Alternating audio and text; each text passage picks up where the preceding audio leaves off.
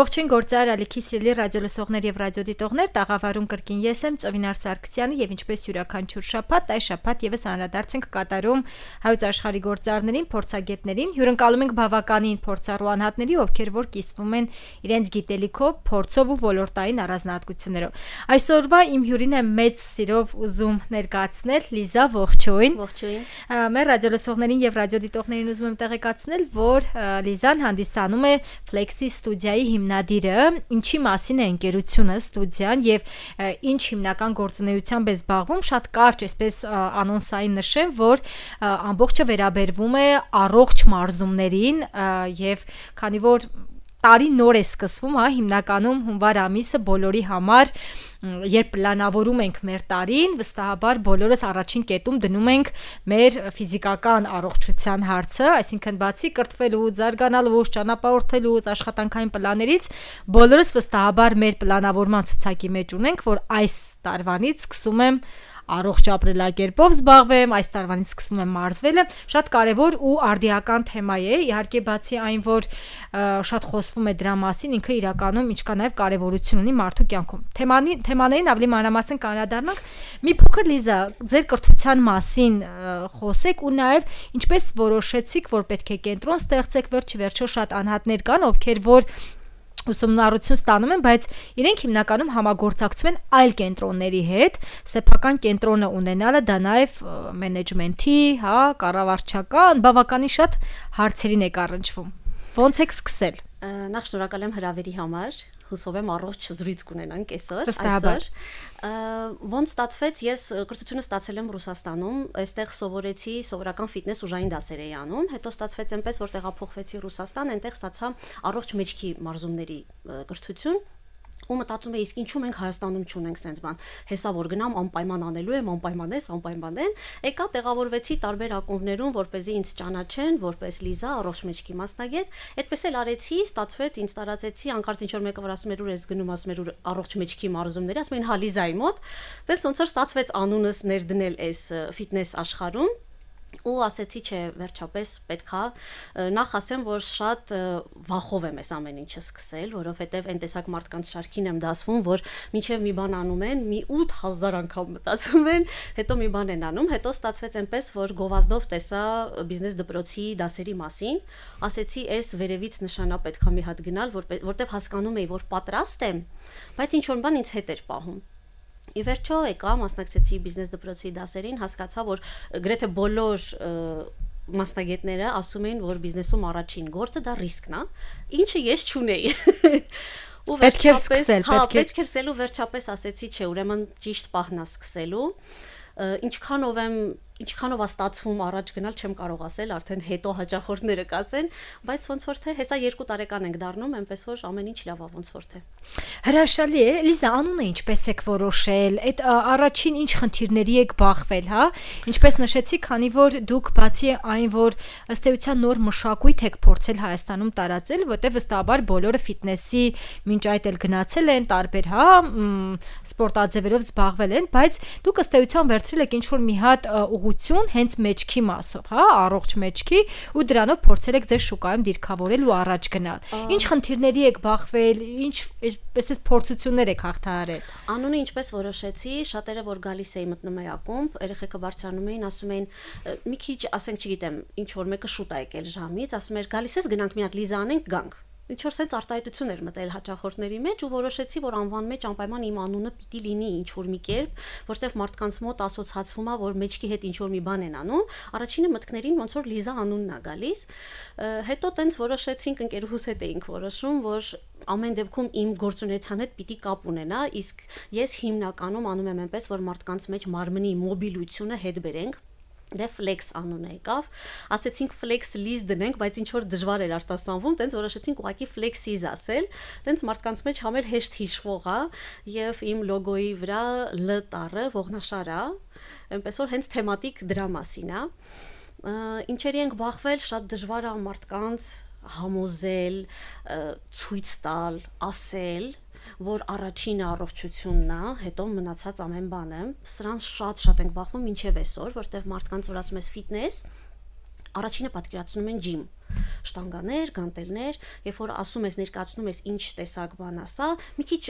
բան են, սկեպտիկ են մոտենում, չեն հասկանում ինչա կատարվում, մինչև մի անգամ գալիս են մասնակցում են, հասկանում են, որ հասա լավ բան է, մարմինը սիրեց, կարելի է գալ։ Չի զիջում ոչ մի բանով, այսինքն այն ինչ անում եմ ես չի անում ջիմը, այն ինչ անում է ջիմը չեմ անում ես, սրանք երկուսը իրար հետ հավասար քայլող բաներ են։ Ուղղակի ինչու՞մն է կայանում իմ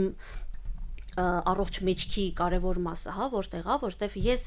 վերադարձնում եմ մարդկանց սովորական շարժունակությունը առօրյա, ոնց որ հետ բերենք, հա, որտեղ այսօր մենք շատերս նստած ենք, ժամանակակից կյանքը մեզ դրան բերեց, շատերս նստած ենք, ամեն բան մեր կողքն է, հարմար է, չենք շարժվում։ Իսկ մենք այդքան մկան, այդքան ոսկոր չունենք նրա համար, որ ուղակի նստենք, դրանք ստեղծված են նրա համար, որ մենք շարժվենք, ու մենք իրենց քարացնում ենք ու հետո գալիս ենք շատ խնդիրների ենք առաջ կանգնում։ Այստեղ մի փոքր ծավալվեմ, որովհետև էլի Ռուսաստանում հա այս միտքը եկավ, որ մեզ մոտ հենց մի բան ցավում է, մենք վազում ենք բժշկի։ Ես ուզեցի ցույց տամ մարզումով, որ մինչև բժիշկը կա էլի մեկ քայլ մինչև գնալ հասնել բժշկի եւ ծայրահեղ արդեն իրավիճակներ, երբ որ վիրահատության ենք դիմում, այսինքն մինչև այդ կարող ենք կանխել սովորական մարզումով։ Այդ մարզումը ջիմը չի։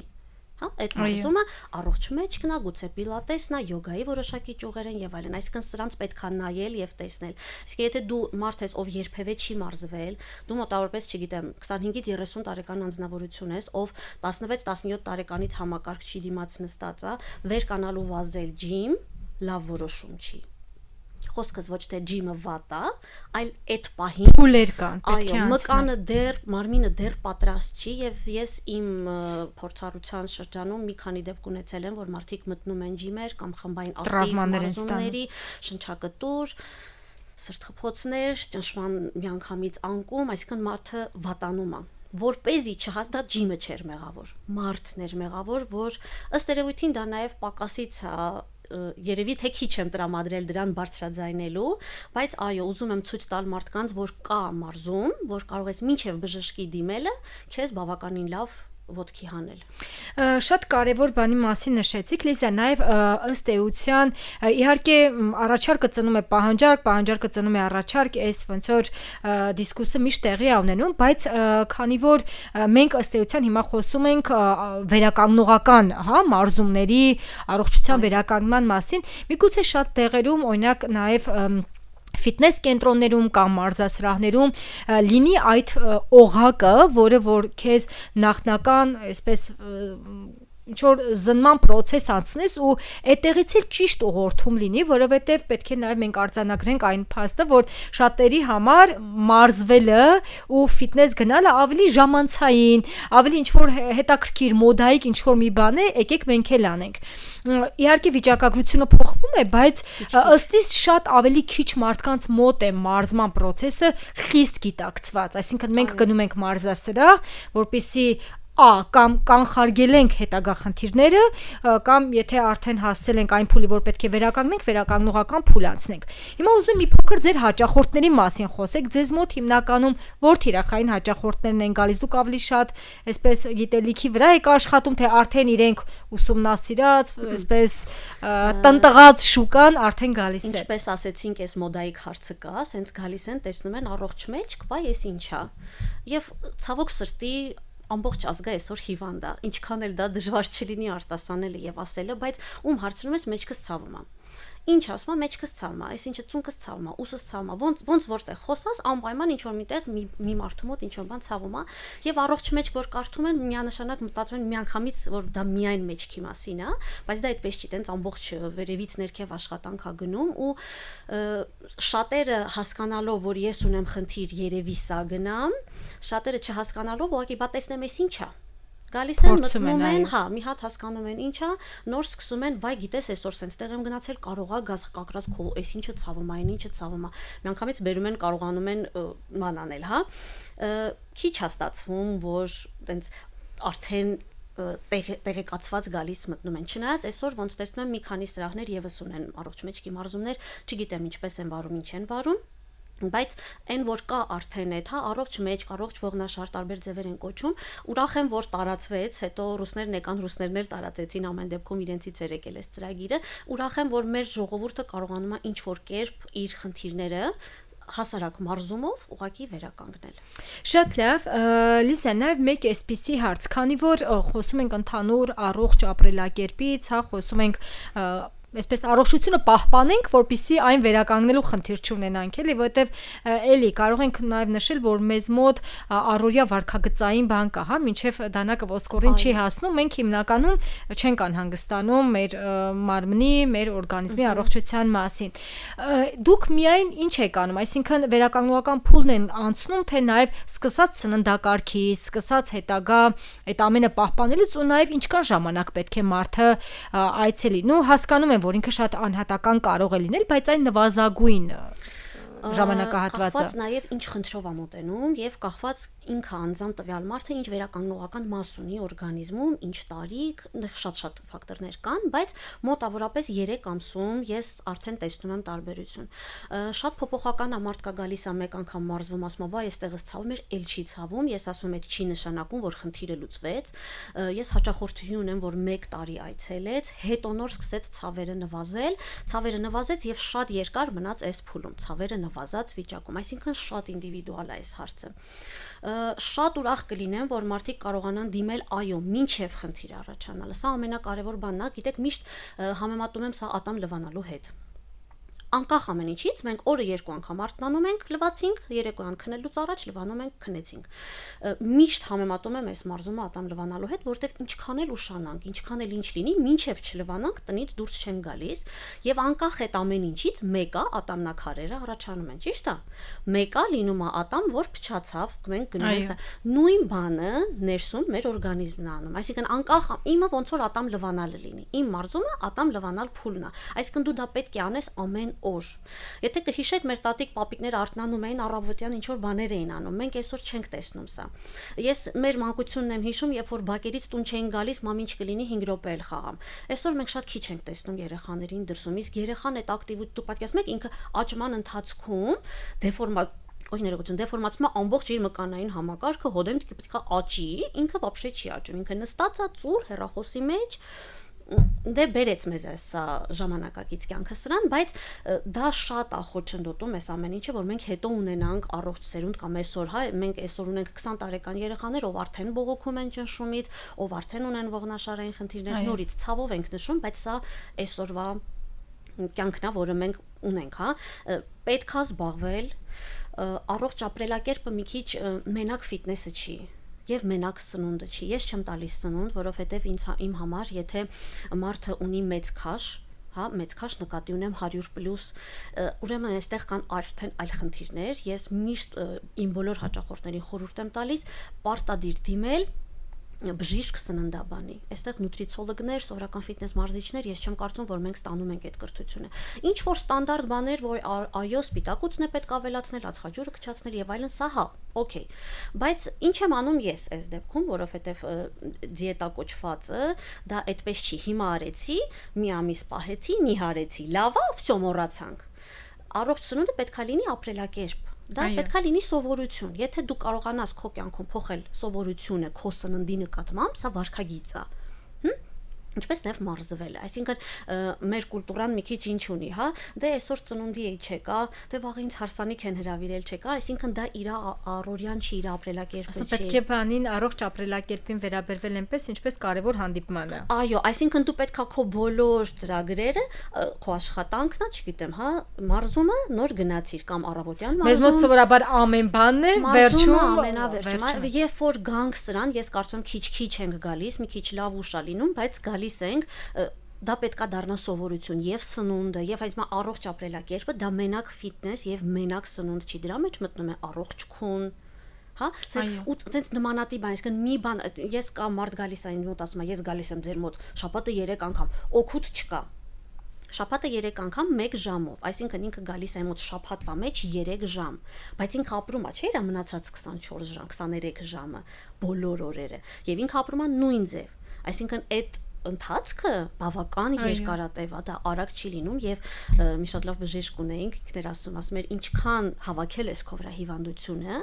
այդ հիվանդությունը բուժելու համար պետք է նույնքան եւ մի փոքր էլ ավել։ Այդ այդպես չի որ 12 դասում տենց այսենց հրաշքա լինում ու ամեն ինչ անցնում է։ Ցավոք Նաև այո պետք է դարձնել սովորություն, ըստ էության իրեն դարձնել քո ամենօրյա առօրյայի կարևոր անբաժան մասը եւ ոչ թե անեմ լիքը բաներ, նաեւ ֆիթնես, այլ ինքը պետք է ինչպես նշեցի, դրան վերաբերվել այնպես ինչպես կարևոր հանդիպանը։ Ինչպես վեր եմ կանում եւ գնում եմ աշխատանքի, այնպես էլ վեր եմ կանում եւ գնում եմ սպորտի։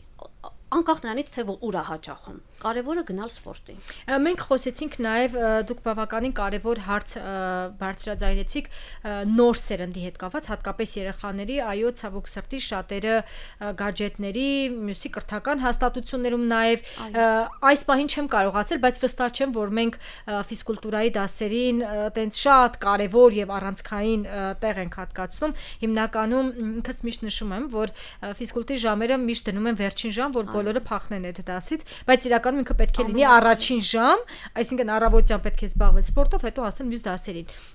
Ինչ որ ծրագրեր ունեք երեխաների համար կամ արդյոք հաճախում են երեխաները ծնողների մոտ այդպիսի մոտեցում, նախաձեռնողականություն կա։ Նորից հաճախում են այն դեպքում, երբ որ կա արդեն խնդիր, ես աշխատում եմ միայն անհատական երեխաների հետ, որովհետև նորից եմ կրկնում, արդեն խնդրով ամոտենում, իսկ երեխաների հետ շատ ինդիվիդուալ պետք է տարվի աշխատանքը։ Մի շրջան եղավ, որ ուզեցի ամառային դասեր բացել, ուղղակի իմ սեփական ժամի մեջ չտեղավորվելու համար, ոնց որ այդ տարի չստացվեց, անցած տարի ամռանը չկարողացանք հավաքել, չեմ կարող ասել այս տարի ստացվի ինձ մոտ հավաքել թե չէ, բայց տեսեք նորից գանք դրան, հա, մեր մանկությունը, ինչ էինք անում, պարան էինք թռնում, ռեզին էինք խաղում, գնդակ,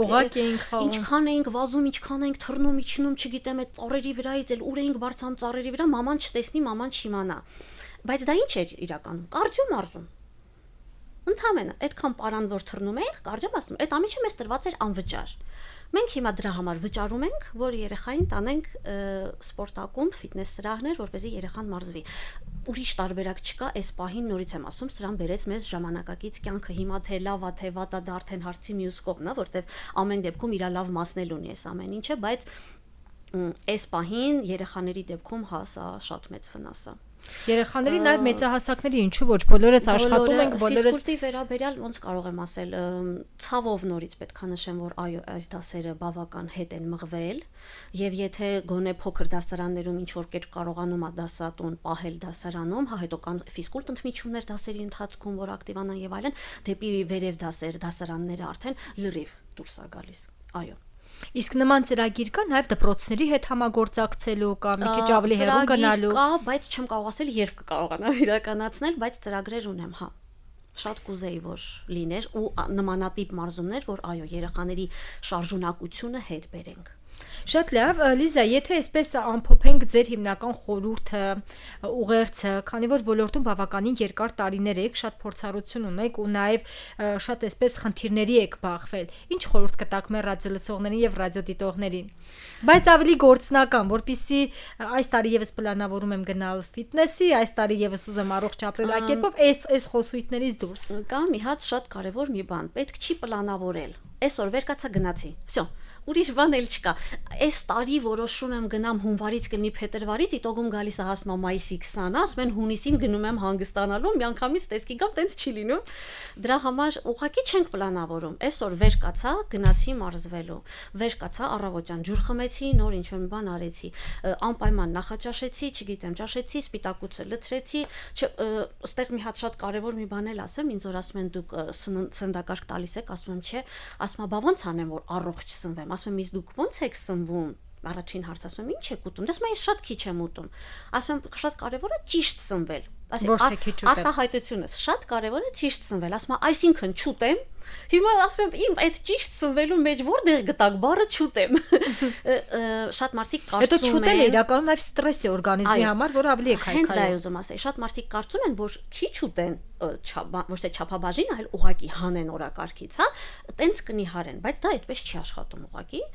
շատ երկար կտևի որ ասեմ ինչպես է աշխատում, ուղակի պետք չի քչացնել սնունդը օրվա մեջ, այսինքն ասում եմ ես դե մի հատ նախաճաշում եմ հերիքա։ այս խեղճ օրգանիզմը չհասկացավ իր հետ ինչ արեցին ու ինքը դրանից ավելի ուրիշ տեսակ ազդակներ ուղարկում արդեն դեպի հիվանդագին։ Դրա համար պետք չի չսնվել, ուղղակի պետքա նորից ճիշտ սնվել, էլի։ Ուտել քիչ-քիչ, բայց ավելի ոնց որ հաճախակի ու նաև ոնց որ նշեցինք սննդաբանի հետ։ Շատ, այո, եթե կա մեծ քաշ, եթե սա մեծ քաշի հարց է, պարտադիր բժիշկ սննդաբան, որտեղ այնտեղ նշանակում է արդեն այլ խնդիրներ կան։ Օրգանների հետ, հորմոնալ ֆոնի հետ գուցե, հա, այնտեղ շատ խնդիրներ կան։ Այսինքն ես որ վերցնեմ ուղակի բոլորին ասեմ առավոտը խմեք լիմոնով ջուր, այդ տենց ճիշտ չի, հա, շատ խնդիրներ կան։ Եթե խնդիրը ինչ որ 5-ից 10 կիլոգրամի մասին է, որ դա մեծ քաշ չի, այստեղ ուղակի կարելի է սովորությունով հանել։ Իսկ այստեղ հենց հաջորդ կարևոր հարցը ինչ սովորություններ ունեք, որը որ դուք խորհուրդ կտաք։ Ուտելուց Այսինքն ինքը ըստ էության այդպես օրգանիզմի խիստ առանձնահատկություններ, անհատականացված մոտեցում չի պահանջում։ Անմիջապես ուտելուց հետո պետք չի մատուցել միրգ։ Միրգը արդեն ջուր է իր մեջ։ Իսկ եթե սկսենք առավոտվանից, առավոտ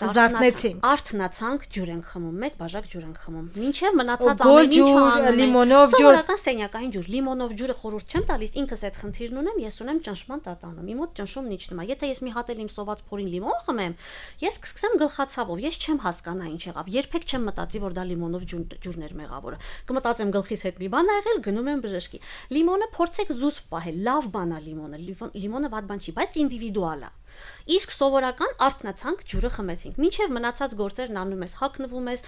լվացվել ես, կողմեն կողմ նախաճաշ, պարտադիր։ Նախաճաշը սուրճը չի։ Նախաճաշը սնունդ ընդունելն է, սպիտակուց ընդունելն է։ Ամեն անգամ ինչ որ մի ձև սպիտակուց շատ կարևոր է, որ անընդհատ փոփոխեք, տենց չէ որ միշտ ձու եմ ուտում, միշտ հավի կրծքամիս եմ ուտում, չէ, փոփոխեք, մի օր ձուն, մի օր ձուկը, մի օր միսը, այսինքն անընդհատ պետքա խաղալ սննդի հետ։ Անպայման պետքա անել ճաշ։ Սրանք պարտադիրներն է։ Նորից, ինչքան սպիտակուց շատ, այնքան լավ։ Ինչքան ածխաջրերը քիչ, այնքան լավ։ Փորձեք խմորից հեռու մնալ։ Մարդը ասում է, ես չեմ կարողանում, դե պեչենին ոնց չուտեմ, ախր մի կտոր կոֆե եմ խմում, հա։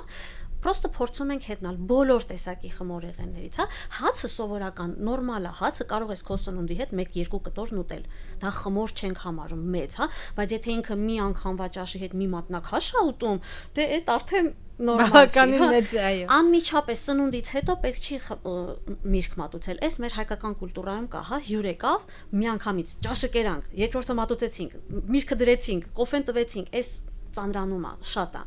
Բայց օրվա մեջ 2 տեսակի միրգ է պետք ուտել։ Ինչ որ մի բան, մի հատ, չգիտեմ, խնձորը մի հատ կիվիով, մյուս օրը կերանք մի հատ բանան, մի հատ խնձոր։ Անընդհատ նորից մրգերի հետ ենք խաղում, հա։ Պարտադիր օրակարգում լցնել չարազը։ Չարազից մենք շատ հետ ենք մնում, բայց չարազը ամենակարևոր։ Դա այլևս ամանորյա ուտելիք չէ։ Դա ամենօրյա ուտելիք է լցնել մեր օրակարգում եւ դա պետք չի, գիտեք, նորից ամանով դնել ու ներեցեք արտահայտությանս համար, բայց բուրունդուկի պես պետք չի նստել ուտել, չէ, ուղղակի ունենանք մի բուր։ Օր ամեն ինչից մի 3 հատ, սենց ասեմ, հա։ Ուտել լցնել, այսինքն այդ բոլոր վիտամինները, որ մենք վիտամինազրկվում ենք, հետո սկսում ենք վիտամին լցնել, այս ամեն ինչի պակասից ենք անում։ Ես անձամբ դեմ եմ բոլոր տեսակի դիետաներին, որովհետև մենք նորից չեմ ուզում ասեմ կուլտուրայա, որովհետև աշխարհում է այդպես, դու չես կարող միշտ դիետա պահել։ Դու կարող ես պահել ինչ որ մի ժամանակ։ Դու այդ մի ժամանակը գցում ես քաշը, հետո միանշանակ ավելանալու ես։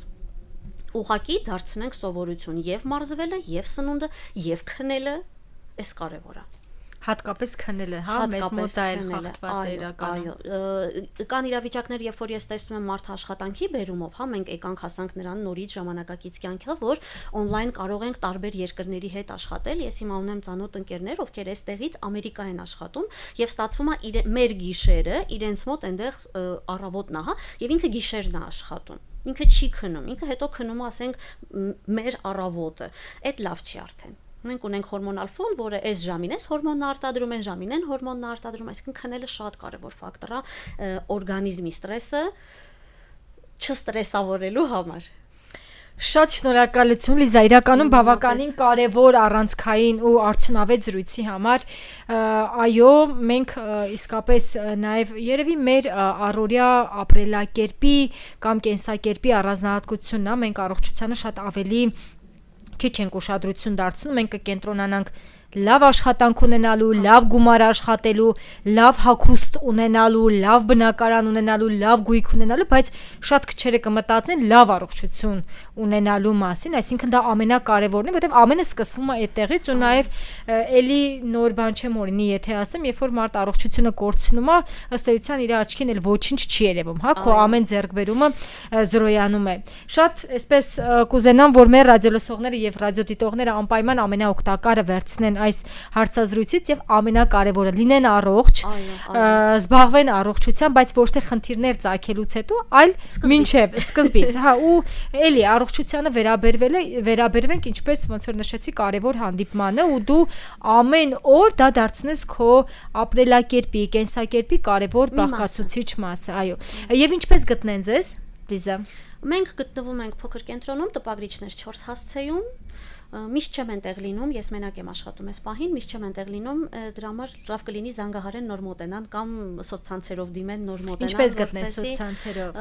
Flexi ստուդիա որ գրեն անմիջապես կբերի եւ Facebook-ում եւ Instagram-ում, այնպես որ հեռախոսահամարն էլ այնտեղ կա, կարող են զանգել, կարող են գրել եւ մոտենալ։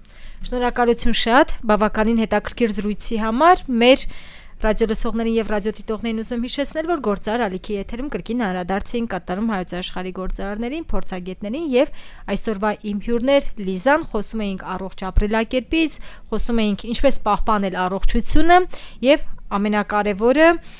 ինչպես անել, որպեսզի առողջ ապրելակերպը դառնա մեր առօրյայի կարևոր ու բաղկացուցիչ մասը։ Շնորհակալություն։ Շնորհակալություն։